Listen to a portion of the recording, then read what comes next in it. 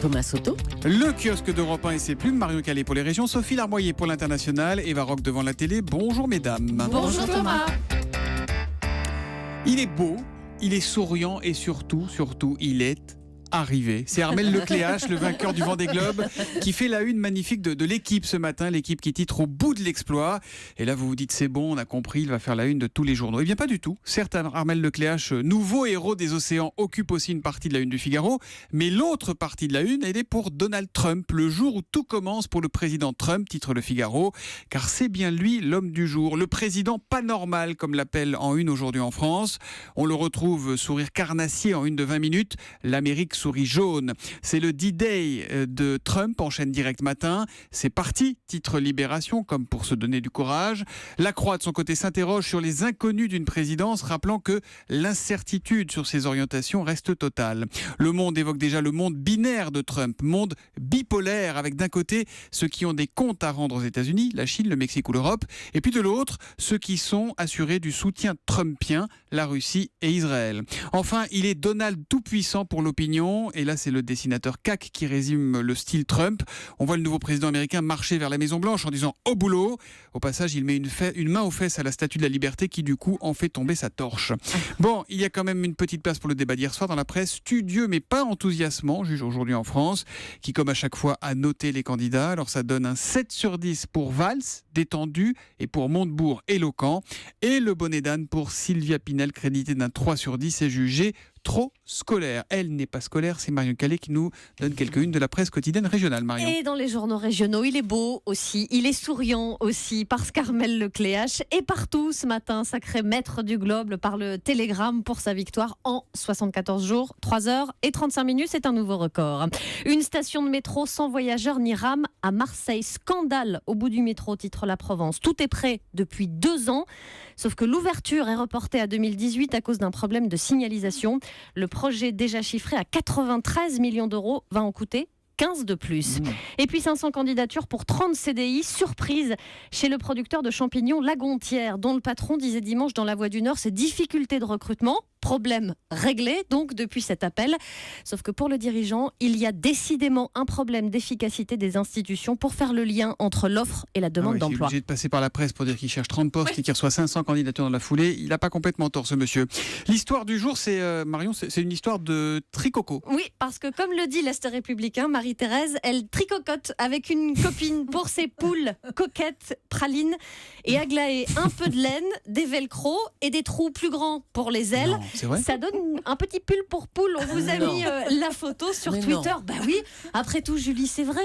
Il fait froid aussi pour les animaux. D'ailleurs, aux eaux de Thoiry, raconte le Parisien, le chauffage fonctionne en continu ces derniers jours. Dans les box d'Emen, Adam et Joumapili, les girafes ne doivent surtout pas prendre froid. Et pour éviter qu'elles glissent à l'heure de la promenade, du sel est dispersé autour des bâtiments. Pour les autres, les rations sont doublées. Les pattes surveillées aussi pour éviter les engelures. Au moins, soulignent les soigneurs, la bonne nouvelle, c'est qu'avec le froid, les parasites sont détruits. C'est bon pour la santé future des animaux. Marie-Thérèse, elle tricocote pour les poules, mais pour les girafes, rien du tout. Ça prend un petit peu plus de temps, forcément. C'est donc à dire ce matin dans l'Est républicain. On regarde évidemment la presse américaine avec vous, Sophie Larmoyer. Tiens, bizarrement, on parle de l'investiture de Donald Trump, là encore. Et le quotidien en ligne Politico s'attarde sur un moment crucial, ce briefing secret au cours duquel il sera expliqué à Donald Trump comment déclencher une attaque nucléaire. Oui, et on pourrait traduire le titre de cet article comme ça, le réveil matin nucléaire de Trump. Et en anglais, c'est wake up call. Ça veut dire aussi un peu, voilà, maintenant, c'est pour de vrai.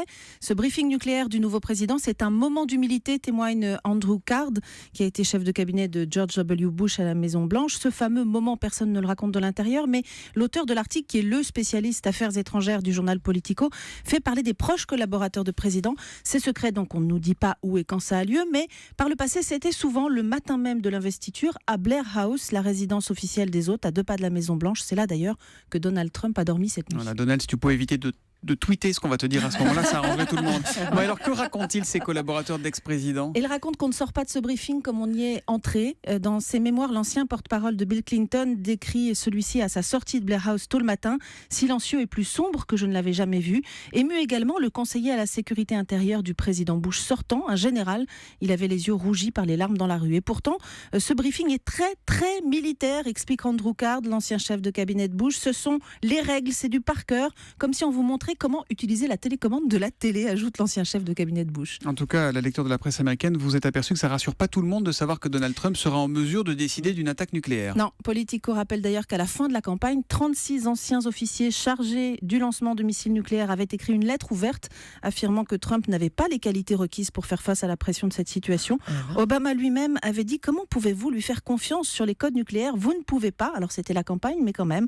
Eh bien pourtant, écrit Politico, l'Amérique va le faire vendredi. C'est aujourd'hui. Et à Davos, George Soros, le milliardaire américain, a traité hier Trump d'apprenti dictateur. Trump qui aura déjà les codes nucléaires quand il prêtera serment tout à l'heure à 18h heure française. Édition spéciale sur Europe 1 dès 17h30. Un événement que vous feront vivre Nicolas Poincaré, puis vous Sophie, de 19h à 20h. Absolument, avec des directs depuis le Capitole, des invités et des reportages bien sûr. Eh bien nous y serons avec vous. Tiens, encore. Eva Rock devant la télé, elle est encore sous le charme de Laurent. Vous seriez pas un peu amoureuse de Laurent Delahousse, non ? Un jour, comme un réflexion. destin sur France 2 à 23h15 dimanche. Oui, nouveau portrait de l'équipe de Laurent Delahousse, et c'est celui d'une femme, d'une voix surtout. Pas de passé, j'ai pas d'avenir. J'ai l'instant présent. Je crois qu'il faut pouvoir et savoir refaire sa vie à chaque matin. C'est très important. Vous avez sans doute reconnu... Simone Veil ? Non, c'est pas Simone Veil, Ah c'est bon. Barbara, la chanteuse Barbara. Alors, difficile de cerner la personnalité complexe de la chanteuse, vous le verrez. Solitaire, souvent déprimée, ça on le savait, mais on la découvre surtout très drôle et alors exigeante avec elle-même, avec son équipe.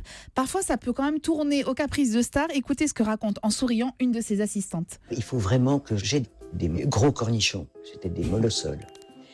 Elle avait une fixation sur les molossols. Et je lui disais: est-ce que tu sais l'heure qu'il est ? Oui, mais le drugstore ne ferme qu'à 4 heures. Il était 3 heures du matin. Alors, précision Elle a importante. raison, c'est Oui. délicieux les gros Oui, cornichons. mais en précision importante, elle était surtout insomniaque, donc c'est pour ça qu'elle faisait ce type de demande. De ce documentaire, on retiendra surtout sa perpétuelle exigence, alors avec son envie de tout contrôler, mais au point d'essayer les sièges des salles de spectacle pour savoir s'ils sont confortables, parce que le public, évidemment, a toujours été sa plus belle histoire d'amour, comme elle le chantait. Alors vous verrez, il y a évidemment des archives qui sont inédites, des témoignages des proches, dont Jean-Louis Aubert, qu'elle admirait énormément. Et puis le portrait revient à la fois sur son histoire familiale pesante, son engagement contre le sida, comment elle a écrit ses chansons et la carrière qu'elle a façonnée jusqu'au bout de sa vie. Et alors d'ailleurs, le film se termine sur une séquence que j'avais totalement oubliée. C'est le jour de son enterrement, en novembre 97. Le public, comme il le faisait tous les soirs de concert, s'est mis à chanter. Nous irons voir ensemble le jardin fleuri et nous déambulerons dans les rues de Paris. Dis, quand reviendras-tu ? Ils étaient dans le temps en plus. Ouais. Un jour, un destin avec Barbara. Si on en parle, c'est parce que c'est vraiment bien, comme très souvent avec Laurent Delahousse. Rendons-lui justice. C'est sur France 2 à 23h15 dimanche. Merci les kiosquières.